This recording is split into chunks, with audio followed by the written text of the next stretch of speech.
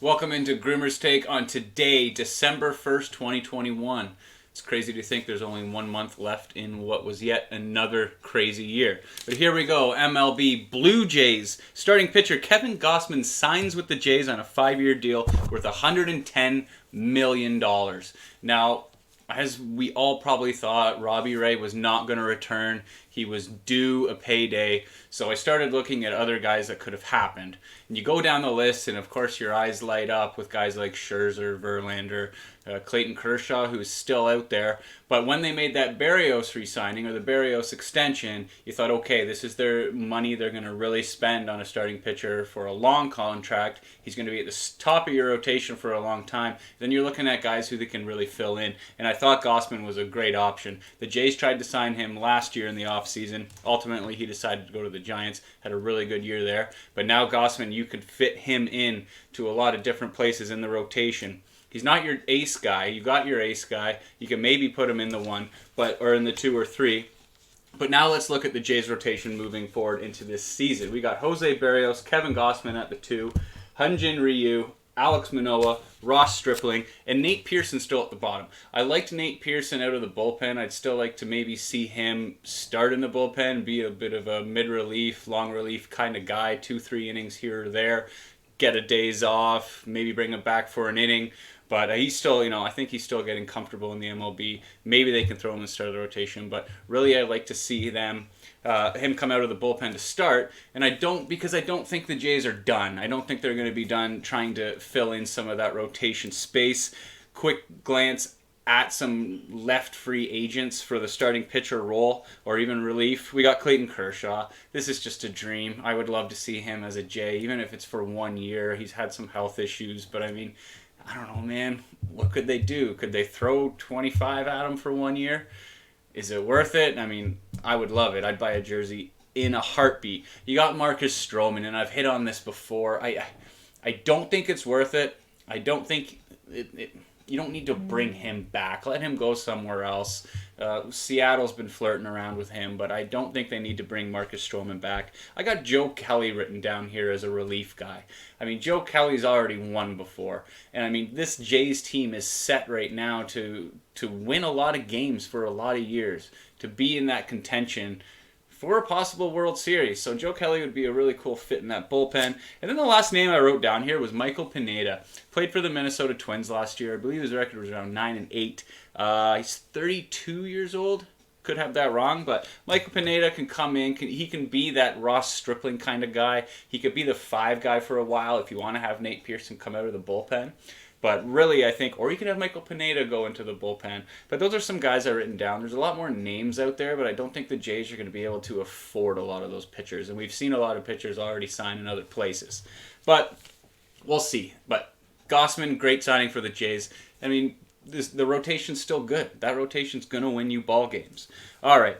Sticking with the Jays, first baseman Freddie Freeman looking for a 6-year, $180 million deal. He's 32 years old, and the Jays are reportedly very, very interested. What I like about this is he can play first base, he can DH. We saw last year with Vladdy. Of course, he can play first, but maybe you'd like to see him more in a DH role majority of the time. I think we saw guys like Teoscar Hernandez DH sometimes, but you can put, their lineup is still fine. It's going to produce runs. But you can stick Teoscar in the outfield still. You can flip-flop with Vladdy and Freeman DH and first base. I really like this option. If, Freddie being 32 years old, I think it's kind of a risk that for 6 years, but I mean the guy wants the insurance for when he gets older. We see that with a lot of big contracts in the MLB. So I think if you have him for 3 years, or you can stick him at first base and keep him there, and maybe he can play all the way till he's 38. But Freddie Freeman is a guy that I think still will produce all the way till the end of this contract,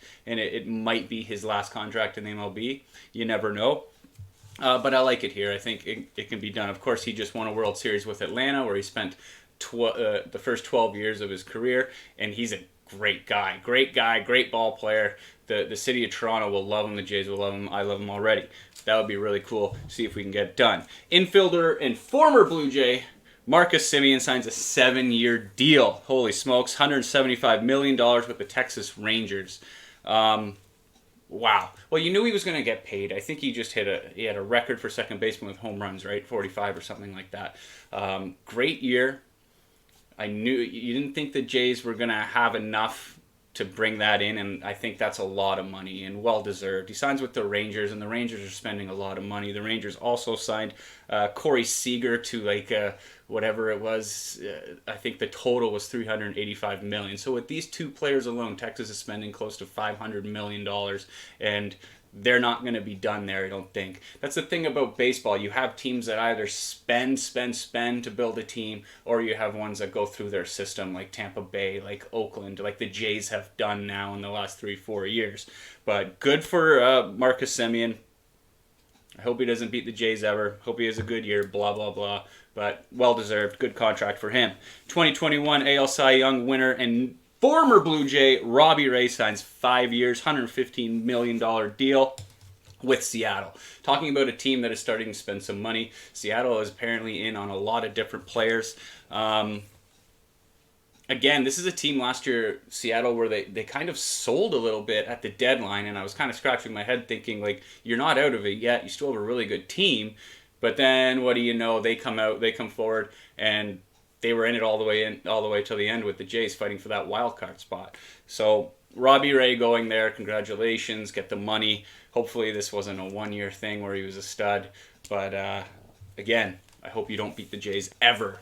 More MLB news. Boston Red Sox signed James Paxton to a one-year, $10 million deal. This can be as high as 23 or something $million if they exercise the second-year option. His injuries have halted him in the last few years, production-wise, of course, health-wise. But before that, he was really, really good with Seattle and the Yankees for a bit. And with Boston, you know, they're always going to find ways to get it done. They always have been a winner, and this is a great deal for them. Mariners, going back to them, interested in Trevor Story at third base. A lot of teams are interested in Trevor Story. Of course, Kyle Seager was brother of Corey. He left Seattle. The big emotional tribute to him leaving the field at the last game of the season. He won't be back. I don't know if he's retiring, but I know that he won't be back with Seattle. But Trevor Story moving from shortstop to third base would be dynamite for the Mariners. And just like that, you know, they can put their hat into winning that division, no problem. Javi Baez, kind of a bigger name here. Bigger names coming forward. Signed 6-year deal, $140 million with the Detroit Tigers. I don't know what their prospects look like in the farm, but Detroit was awful last year, and I thought they were going to be awful this year, and I think they're going to be awful for a few years to come, but you want to get that all-star, that stud, even though he didn't look great with the Mets last year. Not a lot of guys look good with the Mets last year. The Detroit Tigers could pay their guy, and a player like this, an absolute gamer like this, could attract other free agents down the road. But Detroit knows what they're doing. They've been World Series champions in the past. Everyone's going to go through a rebuild. They're kind of going through it right now, I think. But yeah, bringing in a name like this for 6 years at 140, that's a really big deal. And we'll get out here with the MLB news with Max Scherzer signing a 3-year record-breaking $130 million deal with the Mets. I mean, New York's a team that's going to sign guys. They're going to spend money. It hasn't worked out for the Mets in the past. They thought they maybe had it 2-3 years ago or even last year, and they were awful. They weren't good at all. From the trade deadline on, they were just one of the worst teams in baseball. But Max Scherzer, I love this guy. I hope they can win there. But, I mean, Scherzer's a guy that's already done it all. I just don't understand why he would go to New York. Maybe you want to just have the experience of playing in New York. And Max Scherzer at the age of 37, I'm pretty sure he'll be very productive for those 3 years and end that contract at the age of 40. All right, NHL, take a breath. Los Angeles Kings forward Brendan Lemieux has been suspended 5 games for biting Ottawa Senators Brady Tkachuk. Yes, that's right, biting. They were in a bit of a scuffle. I think Brady was kind of on top in the video, and then you can see Brendan Lemieux just take a chunk out of his hand, a bite out of his hand. Brady Tkachuk, after the game, he wasn't mincing words. He called him, I quote, gutless, a bad guy, and a brickhead. That is my new favorite word, a brickhead. Saying that Brendan Lemieux doesn't belong in this league. No teams have ever liked him. He's always going to be begging for a job in the NHL. And some LA Kings players like Jonathan Quick have come to his aid, come to his backup and saying, that this isn't all true and that he wouldn't want to be on a team with Brady Tkachuk if he was him. Well, when you're your teammate, you're going to have to do that. But I have an idea. Don't bite people. Biting. I think we saw that back in the day with Darcy Tucker when he got bit. But don't bite a guy. Devils signed former first overall pick Jack Hughes to an 8-year, $64 million deal. He's just returning from I believe a separated shoulder. He started this season off hot with 3 points in the first 2 games before getting hurt. But other than that, we haven't really seen too much of him in his first 2 years in the NHL, or 3 years in the NHL. Not putting up a lot of points. I guess they're hoping on that potential that he will get there. But 8 years, $8 million a year, that's a lot of dough. And I know these players are getting that right out of these entry-level deals. And I guess maybe if he turns out to have a great year this year and maybe next year, you are saving yourself $2 million, maybe $2 million. I never would see him being a $10 million player, but I think this is a bit of a risk right now compared to his injury status and what we've been able to see from Jack Hughes before. But he's only 20 years old. He's still going to grow into his prime, and I guess it's worth a shot.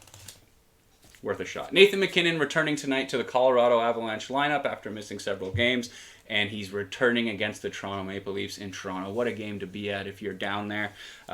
This is just awesome. This is primetime hockey right here, folks, and I hope to watch the third period. I won't be able to see the first 2. And Austin Matthews will, of course, be there, mustacheless. And he quotes, "I feel 16 again." All right, then. Well, hopefully he can still put up goals like he was while he was wearing a mustache. But he shaved it because he reached his goal for Movember. And good for him. That's awesome. What a beauty. NBA, Raptors continue to slide, and the Phoenix Suns beat the Golden State Warriors last night to extend their win streak to 17 games. Their record right now is 18-3, people, and they've won 17 games in a row. So the question I have is this. For you basketball fans, the Golden State Warriors or the Phoenix Suns, who is the better team? Well, here's my quick take on it. They're out. Golden State doesn't have Klay Thompson. And they're without Wiseman, James Wiseman right now, a 7'2" beast who could jump out of a gym. I think when those two come back, this is my final. That would be an amazing final. Unfortunately, of course, we won't see it being in the West, but this could easily be your Western Conference final. Have a great night. Have a great night watching sports if you're doing that or whatever you're doing. Happy December 1st. Let's have a great month, people. GroomersTake. See ya. Bye-bye.